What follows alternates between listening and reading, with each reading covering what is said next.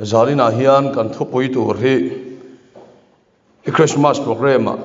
ni ni chung pathian ni le tho chan kha chhun zan in kan soi to boka tin ni som ni pani zan atangin kan soi to boka pathian thu kan soi nem to viavin ka khia zan ina hian kan pathian thu soi tur hi Bible thu poi mo tak mai soi kan doa kan thu poi atan chuan Israel pathian fa ti mangin pathian thu kan soi do na ni zanina ka thu soi tur hi enge motia mimal nun ram kan thut vak lawanga Bible ina kan ni na soi kha kan soi do na ni Israel pathian fa ti chu enge kan soi tur chan enge ni ti masain han soila Bible hian Bible ina atum golian bersu Bible bupum puya hian enge min ni tiratum ti hi chun masaila then khata chuan kan dam chung ni kum somriat borvel reilo te chunga enge mo chan vo ro puya nia mo chan vo sang takania mo hi pathian in min tum pui nia khiat na kan nei lian tlang le thina then khat chu chutiang ang ril ro chu kan pu thina ni tin he leilunga po kan zui anga pathian chu kan lo nuam savenga ti te mo kan lo ho savenga ti te mo ani polo pon rong bol na chu mi ti ai chun min choi sanganga ti emo hi Bible gol ni a khiat na kan nei lian em maya Bible ina a gol berzo ka chu mi zong pathian fa min ni tir he athil to mani chu pathian ne na kan va in zom na tak po hi speaker kani na tangani lova pathian chi pathian fa kani na tang zo kani chu mi na khiat sian lo chuan pathian fa ni na atang lo chuan pathian nen hian in zom na in lei chin na in po na om thei lovani mizo Christian te na kan ti swalian em chu voi khat achan tira han pian tharna tan hian fa ni na hi tok nin kan khria sumi pia chuan cross pia lam ram te kan ti ya ril le thuk deuh soi kan tuma chu Bible min gol poya ni lo wa na kalu huna po fa ni na in kalu dona chu aya sang chu wa na khian lu poi tur pakhat ma kan nei lovani ti he salina kan soi ma sadwani chu wang chuan fa ni na hi pathian ne na kan in zom na pathian po ka biak e theina om chun chu speaker kanina changania mo kho khanu pa kanina changania mo rong bol tu kanina changania mo aman ka pek tam em awanga ni lova pathian fa kanina changa pathian ena in be pop thei kan ni chu zan ina kan ngai to na lom se ti kan soilang masadwani mitam tak su pathian ena in po na an nei lo chan su pathian fa an ni na changan chong chai lova pathian fa an ni na chang inal pan be lova chowang chuan hei hi apoi hle ani ti kha kan soi masadwani chu zan ina kan ngai tu na lom se apoi mo hle maya pola chuan fa ni na hi pathian nen kan in zom na ro pui bera chua fa kan ni chuan rong bol tu kan ni anga tilova fa kan ni sonu pa kan ni anga tilova speaker kan ni anga tilova chu aya ro pui zo fa kan ni chuan ro lua tu kan ni atiani fa ni na hi pathian ro lua puina ania chu zan ina kan ril ruwa lo masa se ti kan soilang duani hey Chinese pakhat chu fa pasual deu anaya tisuan ansar nem a khan wang ani tisuan ui fing anei boka tisuan a ui fing chuan a thu oi em adam lo poin apu choina bula so eya apu thidon nia khia chun amit tu ya tla tisuan apu bula abok khop ve thin apuin sumi surun la ro ati poina pu tirna chu ui fing chu kal thidani afa pairo chu apa nei a khorala te suan aruya apa du lo zong atiya pa poya soya apa ti lunga ya apa ti buaya ni tu chunga nge apa lom zok ti la a ui fing chunga khanani ma se apa chu an thidon ta ro an sem don ta ata na changkai em khange ro chu apek ta khanga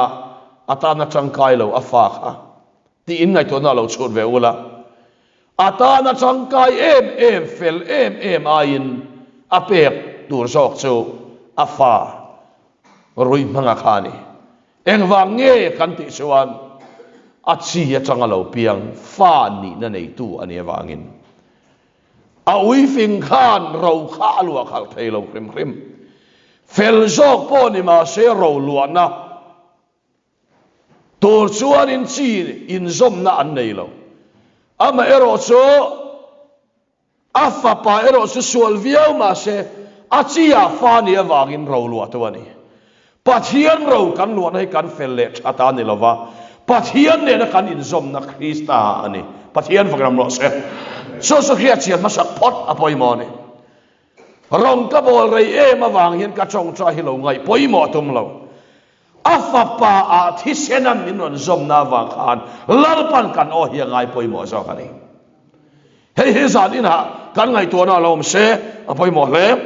so wang sot pathian ne na kan in zom na afa pa a krista min on zom na zo kha pathian kan bia po na so ani ti hi zan in ha kan soi duani hei apoi mo le maya so wang son fa ni na hi thil poi mo top ani awangin pathianin min pek athum po hi cross thi na wang khan chan dam na mai ni lova fa ni na ni ti hian choi tai la lali so kha thita se min chan dam ringot se alu lawani min chan dam na van ram kal tura min chan dam chau ni lovin le kan om lai ngei van kan lu thenga ro lua tu ni na fa pata zong chu kan ta vek ni tura fa ni na hi cross thi na min pek swani kapa chem pui chu katha ni ya kapa in su ka in ani ya kapa ta su ka ta vek ani ang hian eng wang nge kani afapa achia piang kani wang ani sutiang chia chuan pathian fa kani to chuan eng kimi hi pathian ta hi kata ani to ani so wang chuan pa zadina hai kan ngai to na lom se poi mo le mitam chak su fa ni na hin an chiang lawa pathian hi mi khang thil dil an dil duk sela chen om pa fel deu kanung changa that chuan min pe phalang ti ni om fa khan hian pathian hi thil dil an ching ani pathian su chen om pa fel deu ani nangin belola ipa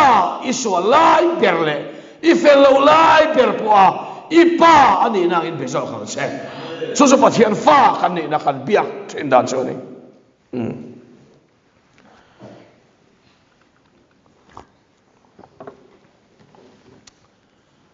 fa ni na hi mitam tak so dan kha chiang lawa hei an chong chai po hian misual thiam chang deu heta pathian khami khang deu biakin an va bia lali suan hele a hian tu ma kha pa ti su pa su pa khatin nei in pa wa na mi su atia he ka pa ne he kanin phone renga ka sermon dona piang hian engei thu pui tur men te ka soi zo hian kanin be thidani mi pa fang hi kan ni ve vok lova ke ni pa fa su kan ti ti pathian thu kan soi dun boka hai witness khiat pui tu an om zela zanina khannu oma kapa ne na kan in lai chin dan chu a chiang khopin karinga pa fa zong zong a hin kan in lai chin ber ome ti turani so tiang suan kan in bi eng lai point kan in bet hidani kapa kabiak hian mi khang biakin ka belo khrim khima tiếng chuan phone à kan in bia a ka lo chong chai ange hati lo chong chai ro hei ka pa thup oi turania lo chong chai don nia te kan tia kan han khila ye se lo chong chai khidani zaina ka seilan do se he ni ya pathian kan bia ken mi tam tak suan mi khang dai wa bia khinan be thina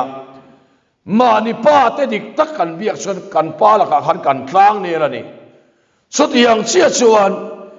pathian ni kan pa ani awangin fa a min vua fa a vua to te reng reng chu ama chia piang kan ni awangin ka pa a hian ke a hian ka pa mi ngai to zo ka fa kan ni son lal pan min ngai to don pathian fa kan ni ti hi zadina kan ngai to na lom se poi mo le ni so fa ni na che tin nge kan lo chan ti hi kan soi le do na Israel tiam sia zaina hian ka soi lu do na ni Israel ti hi zadin su ani lo zoi pathian tu in khiat thena wangin tu na ka soi kha in po to chuan Israel mi ni in tu mia lawang ama ero su in po lo vai chuan pathian ne na in po ayan na sa adanga in po le tu manga in po to reng reng su in po le dan kan song to lo kan in po na khan kan ding het mai zo kan ni kan in zom na ya chiang ti kan lao zo kan ni hei po na om ne na hian lo lut ro ti ngai lawa a in chunga om ne na hian lo lut ro ti ngai lo po na om so lo lut ro kan ti chin in chunga kan lu toin lu le kan tum to ngai lo su tiang chia chuan pathian fa kan ni chuan fa ni le dan kong kan song to ngai lo oi khat chu in thi toy nu chu pathian a Krista he thu ro ke rom ti ka hlom ka hlim pui em maya ka hlim pui em lai chuan min an soi point amen ka lo pe ma se chiang tak hian ke main ka khedot lovani ke ma mi mala ka om hian kanun thu ro ka ni ti ka feel lo mi ne na kan soi kanin ka feel la ke ma chaba ka omin kanun thu ro ka om thu hi ka feel lo zandan hi theng ka chong cha ya lalpa mi thu soi ka ria ke pon ka soya kanun hi thu ruk ani ti bible ina sia kha asia ang taka thara wa sian na hi ka nei lova khongai takin min khilang chakatia ka chong cha ka lo sama zandan hi vela ka chong cha hi ka pa in ka lu chia ka pa in ani ti khil ka ngai lo wa ka chiang ang hian kanun hi thu ruk ani ti hi pathian thara min an khria tir ta kalom nu to hi ka hallelujah kanu khan ka tho ai mo tia esana kapa fa kani ti min inni lo po min ti ma se in ril hel na kanei lo fatak reng in ril hel na nei ngai lo pathian vagram lo se kapa fa kani ti lal sung nu nga fa pa inni lo po min ti ma ula ka hola wang chu piang thari ni lo ti kan hongai lo kan thar zia kan in zom sia mi khiat dan pia lama kan siang lalpa kan mo se mi khiat dan pia lama lalpa ni na kan in zom na kan siang kan ka thiam em so mi fa ni na su zai na hin ka sai lang don ne fatak ni na sang lo kan rama kan tama fa ni na tanga kan dinga chia lo ni na lu le ngai te kan han ti deu ya a biblical lo kan ti teng bible ina gol hi fa ni na ni Bible pela intiril kan tumme apoi lai takania ti hi zali na kan soilang duani e fani na hi omsia soifia taila Jacob kha amal puiru chuk tu me pel ani main Israel ani lo Jacob ani chum yam je bum tu ati na ni ti chuan zabok lui kaya pathian lo nga kha abuan ta a ti chuan bum tu ani na pa abum na zong kha kanan rama khwai ki le to na mala som to do na so was ani na masa kha a thi vek anga ya wangin zabok loi kaya lalpa khan lo buak lo thei lo ania ti suan amal puiru chuk tua amet pela zakapa saklu tu kha buana su wang son asak na lai amal puiru chuk tua me khoi sakta a amal puiru chuk tua me pel vele pathianin fani na pe su Israel ni na pe sertana ni lo sa insu soi do na hei pathian thu tak kan soi do na ha nak tu ka soi min som tum tu pa hi amu tu ria maya ale mi zo kan sia soi le nga hei thil cha kan ti le ti lo vela hian kan pathian thu hi tiana kwa la pathian in relationship zune na le zola in lai china tak hi kan po phalo ka ti top maya chawa san han chong chai po pathian fa kan e wanga pathian ma chong chai lalpa hei thil ka ti lok dona milo ompuila lalpa hei ka chong chai lalpa nang ma karon bia che khalo me kapa nang min fo e wangin voin chu kapa khawalo mem han ti ngoi rong bol to hian tle mani fa kan ni suan in ti puitlin lo tur arei tula kanin ti rong bol tul eng lai pon fa in ni renga ti khai ti tangai ka soinon le do arei tula kanin la pathian tu tula fa ni na ka kan kal sana pathian ki fani na ate zo kangin kan bethei to lova kapa ifa khani imagai kani ita khani po kan di thei to lova lolpa ni diklam chutha kan di suan thil thalo wen di suan antia kan nun hi asang to meni fani na tak fa ini suan hei nu le pai na min la dam pui suan kan ina son fa kan he wangin ka in ti thu ber ngam lo re ka pa son si ta na ya kan thu theng se a son thut na anaya a thut na hin tu ma kan chungai lo tin ka pa hi kan nu oma kum som kan in nei lim kan kum som sari le ti lania thing pui voi khat ma kan suan ti lo kan a om muna kan pe thap ani la in chu ati sathil deu te poi han soi ila piang thar ve te nu le pa ta in ti thu da le lu tu moi ka len vel na pon ka khe fo ma ya to tiang so ne voina po kha kan soi na ka soya ke chu nu le pa ma ngai nei ka pian thar puye ka tia ten ga chu chia long deu den en mai ma mo nok sak ang deu hian a chut muna yen ka pa hi thing pui kan a chut muna kan pe chin thing pui kan siam tir ngai lo kan da lal bam ania pa ni sat fa kala ni sat ama ero chu zan da som vela amuta amut chuan asithi kapa dota ka thu ber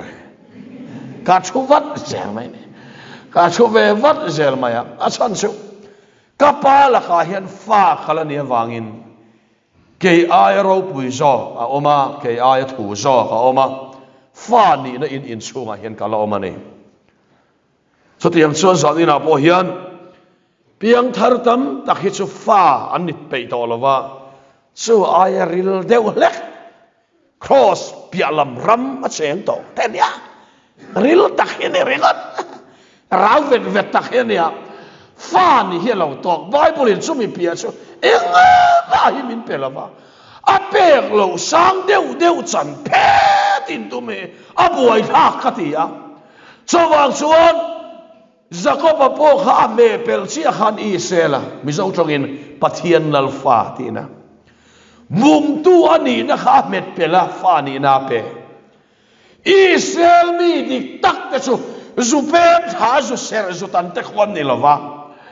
Israel kan nia in suilu te hian ni lova lalpa ay anda poimo a khoi pel sakapiang te fa ni zo kan kan poem in rin ai lal pada me pel ho mo hi an lau omani an poi soi te hi ti he kan soi le teng in ngaya thu soi ro pui de ude ule fing de ude wa soi ain lalpa in a me pel sak lalpa aya an da hlut lalpan a khoi chiat sak a me pel sak lalpa chau da poi mo tu te hi lalpa mit nau ten ni pathian vakin am ro se kan rama son thalai pon kan khe to lo kan ngai sang to lo kan ngai san zo ka su thil mak ti te eng mo mak pui pui eng mo soi thiam kha kan ngai sanga lalpa fa dik tak su mi mak sak han ni lova lalpa na khoi pel zo kha ni Bible thui kan si ka poi mo lalpan sa ko pa khoi pel main Israel ti Bible a pakhat na kan polo Israel ti kho Abraham a alo omlo Jacob pa po mai lo Jacob pa an Israel khoi pel ani chia khan Israel ya lo piang ta ni pathian vakiram lo se zadina hian lalpan a khoi pel te hi afa dik tak ni rau atul kan ni so kan kan nei ve min khoi chiat saka kan in na min khoi chiat saka ama so lo so in na dang nei la min siam tha ni Krista lu poito fa kan ni suat rau lu atul Krista lu poito kan ni ti mai lo kan sian na va poi mo tak em fa ini theina na khoi pel che ni kha ai ro pui em lo to te go fa ni hi lungoi pui te go fa ni nai na ken tel su ro lu ana ni ro hi fa la wa sem don lo a khoi pel te he na van rang ro thoro ka pe so ka ni fa ni na om sia po kan siang to la wa ani na ta ka suan Israel ain soilu awanga fa ni turai ngai ka te Israel in hello loto khotilai lukhum bial tereu te khum kho Israel thar an ni lo ko han ho a khoi per te zo he Israel thar kan ni zo lal pa khem lo se hai ka ho don to var hok ro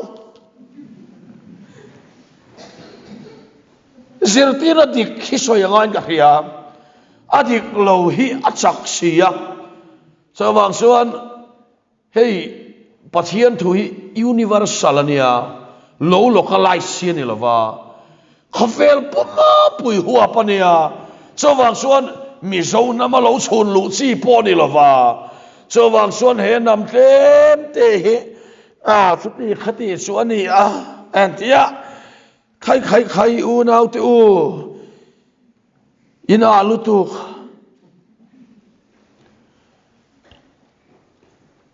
hei kan khia fia poi mo le maya hei Bible a kan muwa chiang takin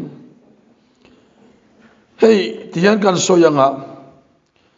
pathian in mi zo nam himin thang te kan tia kan han ngai tua kan ngai tai tua chuan a chae me du lo he kan om lo ke po ka du bani ma se namma han big vai ai han big sap ai han big to ma nei lo hei kan khia fia poi mo le maya thutlung luya ka son namang in Israel thanga namang in Israel lo pian na tan tho thong thara chuan tu nam ma thang lawa namang in min thang lawa kan zawain chi ya Isu Krista lalpan min thang ve kan lalpa fem lo se polen soi tak mai su FSC bung khat sang lian nam pakhat mala pian ma dei leilung pian main min mangaya Krista min thanga mi zo te su man ni edi sang kha sari borvel ami chau khakan nia mi zo lo ma lu se lo ma hian leilung pian ma ele Krista o nam zong le sitin chong te le he valal na wa andang chuang lo velal ba he ma se valal na wa cha na kal varen dang chuang lo vetin Krista min lo thang so ka ne min than na Krista helawa namangin min than kan lo ti te voi ne hian kong bo na Bible thu bo san na ani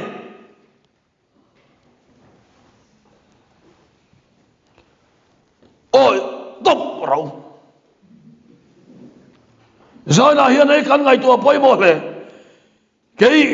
Bible thu aya lu dang nam thu thung te je khoya ngeng sia om lo te bong rok chang lia ram thu thung po om lo thu thung loi le thu thung thar sia om cái ni Presbyterian thorina suan Baptist thorina number pakhat na ponia Presbyterian thorina ponia Isu Krista kau khana poni achong kam tle me dang lama to mai nang veka thuthung lui le thuthung thar bu te pathian thuan ni a thuthung lui le thuthung thar ate eng thuthung dang ma om lo thuthung pani sawa oma cho cho thuthung masa kha khani a adat to thuthung thar ani a cho thuthung thara suan voinia hian mi song song dam na oma mi song song thiang lim na oma mi song song fel na oma so thuthunga son lalpa om thung ani lalpa pham lo se abang dang song song hi so thuthung phua sap ve kan ni a lalpan a en po hei hiani engtin nge ti kha hebraya khan thuthung thi senama ti thiang lim na thil na ra na ruata khongai na tharau ti vui tu su eng tia khem na sa tu tla kha ngein ruata ti ya thuthung thi senama ti thiang lim na thuthunga thi sen a thua thon chau alal pana pom chawani lalpa phram lo se eng thuthung ma hi thi sen a thunan om ve lova cross thuthung chau hi calvary thi sen Christ ta thi sen a thun hi lalpa na fel to don lo lalpa phram lo se a thak to don lova a ta ga song to don lo so ta chuan chu thi sen thil ti theina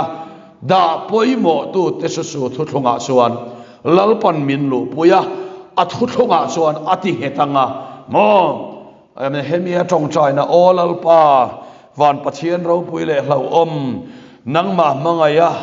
I thupek te pom tu te sunga thuthung lena khongai na tilang to atia thisen manga min he sak na hi keini ti hlotlin turani lovak kan ringanga kan zuyanga amman ati hlotling seldon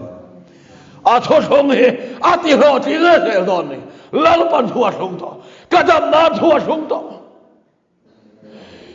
chap mai la kalom nan kalvaria thua thung to a thak to don lo chau ma la kamel ma midiriam mai su ka tlu mun sur ka thole anga thima ka thut poin lal pa su katan e ngani ati tat ai so wang sanu na te usam ina hian thua thung to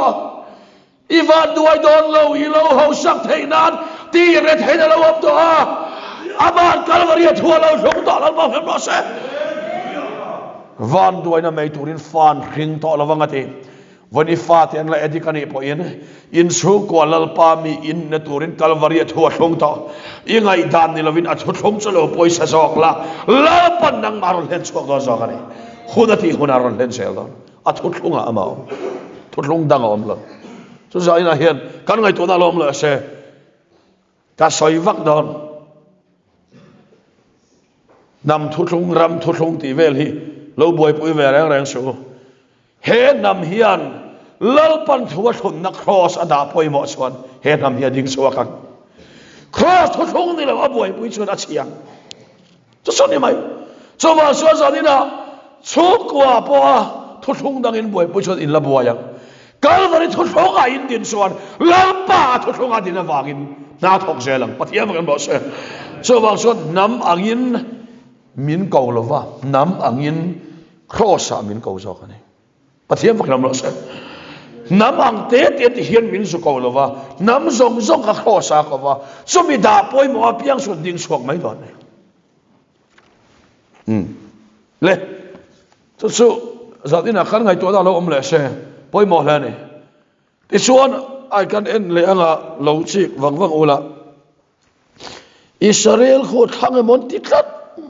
lalpa nam thanan tia an a dan su kan soi le anga hei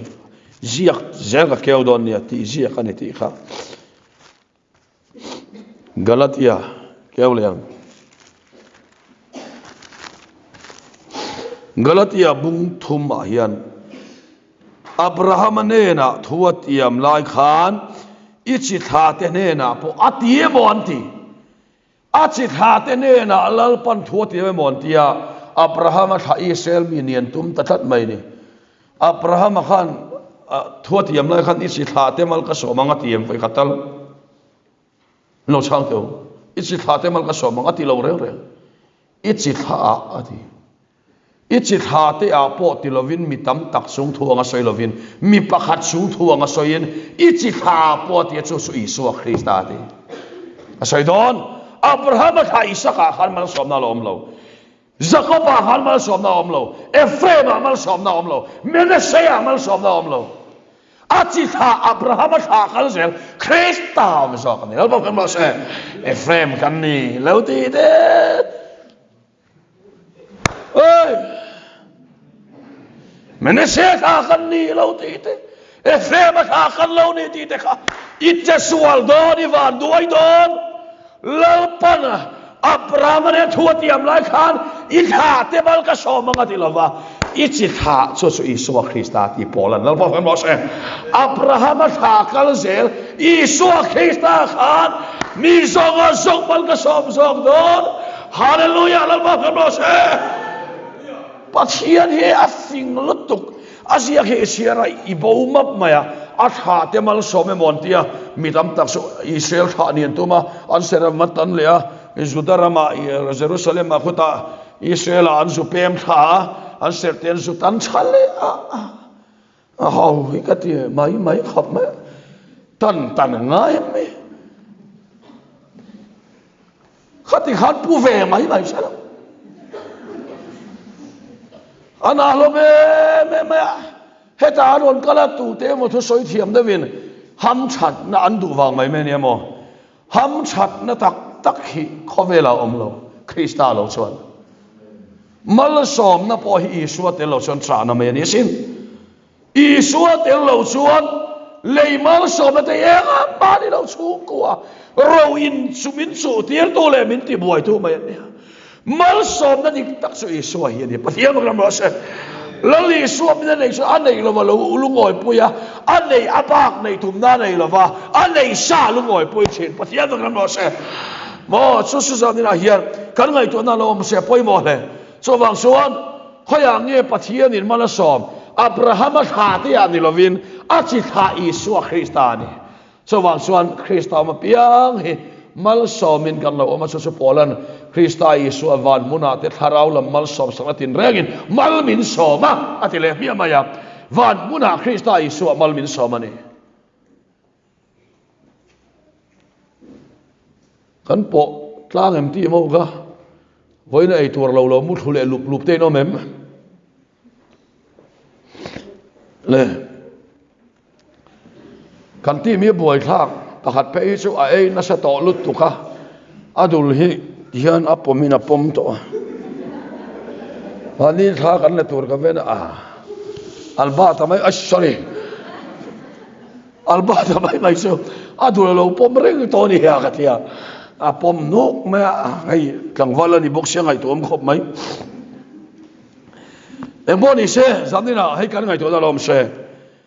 fa kan ni nai khoya nge kan ti suan rom bung ni kha kan en lenga Abraham tha te ni vain an zain fa te ni heklo atene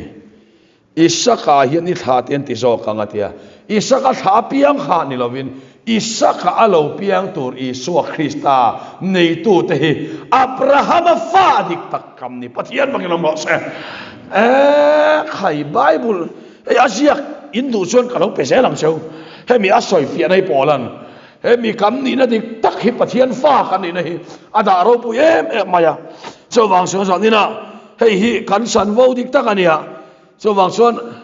ke chung nge se pathian fa ni se ka du wangin a me pel se mai hi ka du ani Israel lo chuan na bul chu me pel atang so ani pathian fa ni na dik tak pathian mi khiat kan ni se la dik tak subin khoi pel atang zel he na lo in chan lal pa kan mo se pathian mi te reng hi mo lal pa khoi pel liam tuar to no soi hiat na te tuar na te harsan na te na anu ay ral to te karama fani na sang tian ni pathian mga mo sa song sa pathian mi an lo niya fo sa fani na dikta ni ete laya kluang pet an lo mga nuam pet an lo mga song sofa kani pathian that sia himal min som chuti khatian tianga he tilai lal pa na khoi pel an lo mga ini ve lo in lo ti palange a khoi pel to so kha pathian fan ni ti hi imit met lo meng kar ro se in lian de vai kalanga hausa de khoi pel na bo tluan na bo nei mi lo an lo mga tluang lo na bo nei mi lo mam chamam pia nan lo mga so nga siya pathian meron min som dan hi an lo siya ngay nga iswa zara kata iswa zara kanta taktak isu siya va kangay lo no siya va kangay lo kan siya kur ngay ngoy chan arin hilom do ti tur te hi om ve ya so wang suan an lo mga khang te kha pathian fa ani mo mala som se ni ilo tiang e a testimony zot la khoi pel to ani chuan pathian fania khoi pel na la sangai lo ani chuan fan ne thua hian om sia rewak lawang chuwang chuan irin ang ani lo poi zatina hian tluang lo har sat nai na atak bua alo niang ba se lalpa khoi na ni a khoi pel ani mi kha ro ti pol ka tha do to lo che mal bi so ma chu ka tha do to lo che a khoi pel to wang lal pa tha gam to lo tian lo ni son pathian min phuk na ni ti lo hiang se so mi de su pathian fa tian ni lal pa na khoi pel to wanga lal pa tha gam to lo te lal pa wan lo gam to lo te pathian fa tian ni so ka ni so mi de su Israel dik tak Israel thara kan lo ni so ka ni ti pathian thoin voi ni amin kok mo ni chawang chuan zaina hian pathian fa kalau ni khoi pel ini son pathian fa ilo ni zela chawang son a fa kan ni son ro lo tu kan nia min khoi pel tu hian mo ai na samal min soma du awai min khoi pel chen lalpa hian kan du zong min lak sak ngot ngai lo athak nam pin pelovina la ngai lo chawang chuan athak na ai cha la ne wangin lakan ngai poi mo hiaman min lak sak thin zo ka ni so wang so zanina lalpa khoi pel turin Israel rama apian rama ho to don sakopa lalpan mala som to don so ma son khoi pel ngai to ni bum tu ani na kha lalpan mala som tu rapiang te khoi pel thin mu sit na ni lo tuar na ni lo soi chiat na ni lo ve har sat na ni lo ve nu son rama ni lo lalpa nu son rama ni lo mala som tu ra khoi pel te kal kong zo ka ni pathian bagam no se so tiang rama so zaina hian Israel thar ni dal pan per se tu so kare Israel ni na hi ana mai lo mani ti zana ka sailang du ani so tiang ang kan ni to chuan Israel rama po lo pe mila mi zo rama po lo o mila barma rama po mila pathian fa kan ni ma se so tiang kan san chuan lo so Israel rama po mai lo om sia nei chuang lo so wa so Israel pem rim ma ka soi sel la mani lo so wa so zanina hian Israel tak ni na so khi a number 1 so ka ni athukan soidal pan gan sa tan mal sobro se